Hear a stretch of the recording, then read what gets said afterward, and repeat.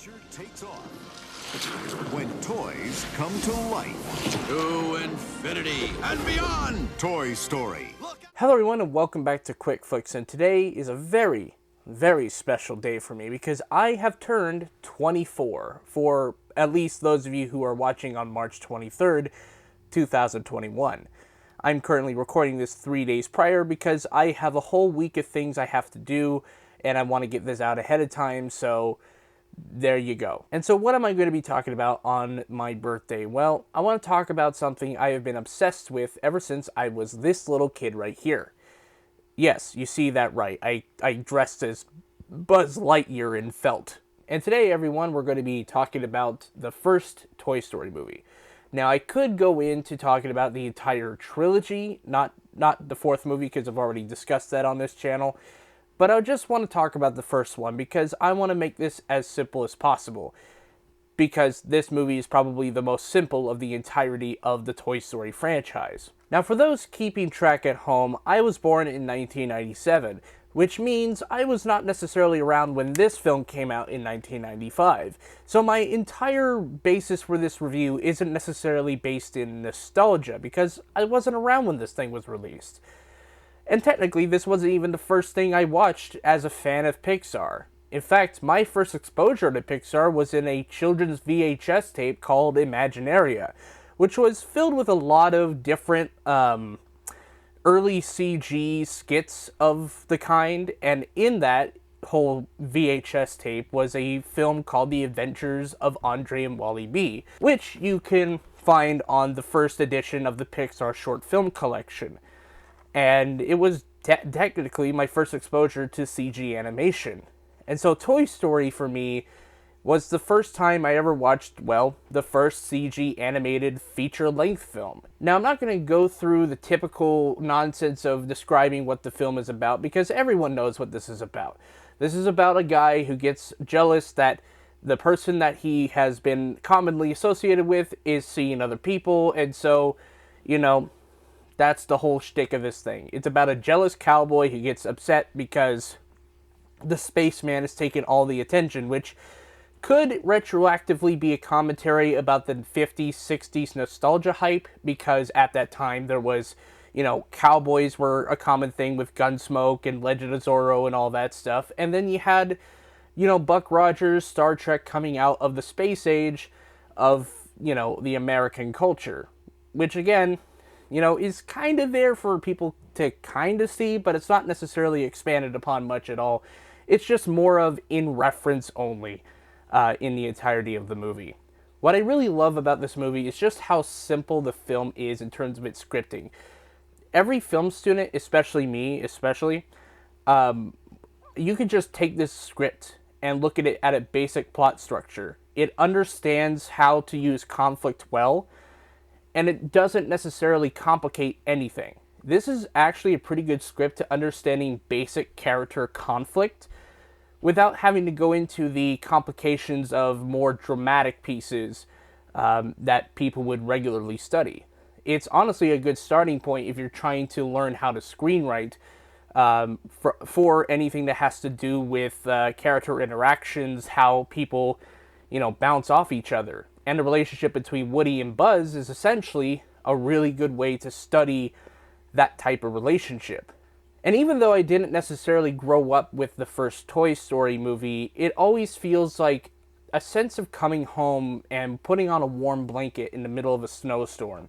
It's just that level of comfort value. It isn't a complicated movie full of plot twists and character turns and anything like that. It's not like a huge dramatic piece. It's not a Shakespearean play.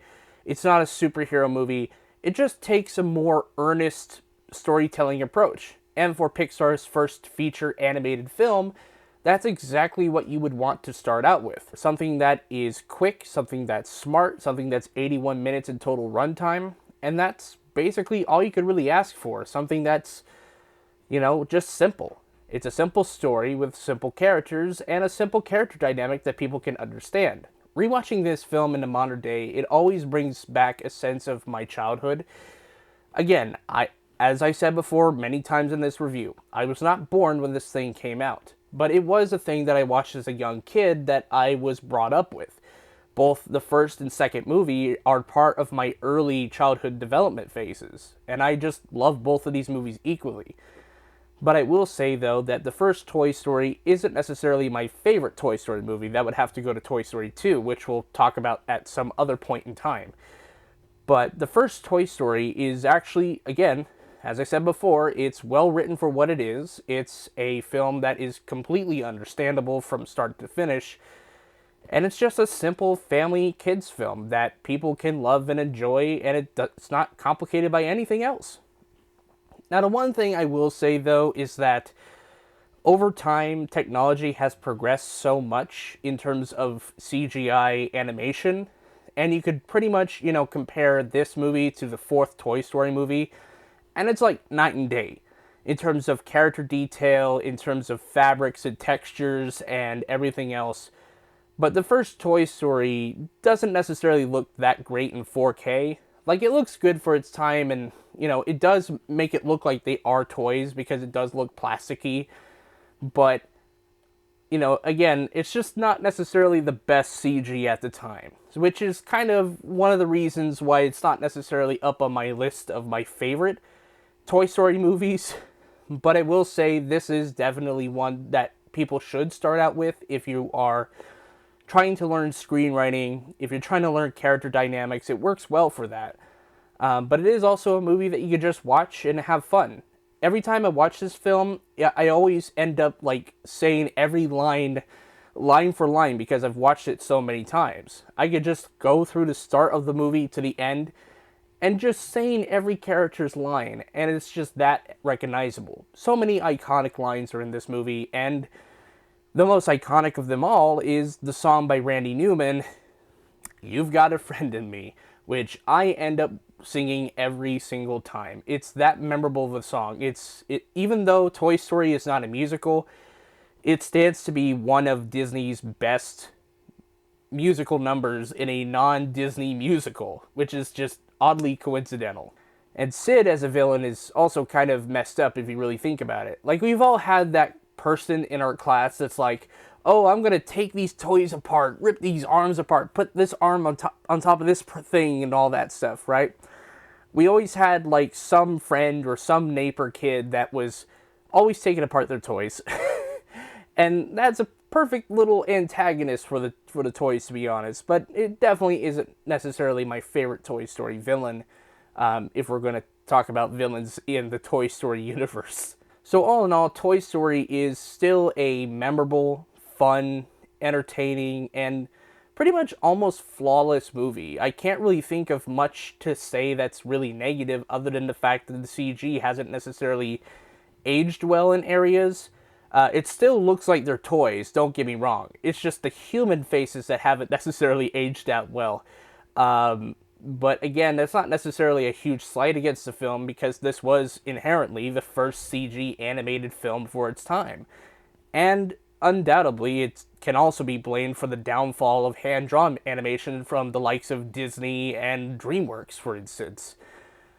So, you could blame Disney for that, or you could just say Toy Story is still a good movie regardless of whether or not it led to the fact that hand-drawn animation went out of style, but that's an entirely different argument that I am willing to have with people, if anyone wants to argue with me on that.